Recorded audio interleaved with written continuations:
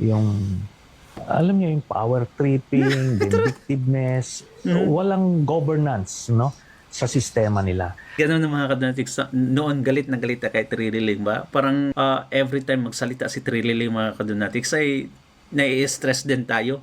Ngayon, dahil sa mga kaganapan mga kadonatics at alam na naman natin na ay talagang may kulang, may sayad to si Trililing mga kadonatics. Parang nasiraan na talaga siya ng utak. Ay ganun din mga kadonatics yung mga kasamahan niya. Kaya instead na, magagalit tayo, iba na awa na yung nararamdaman natin sa mga ganitong tao mga kadonatics. Ha? Dahil wala na sa pag-iisip. Ito, panoorin ito si Llamas mga kadonatics. Ito, bagong interview niya. Ay wala nang pag-asa talaga. Sino yung patapat nila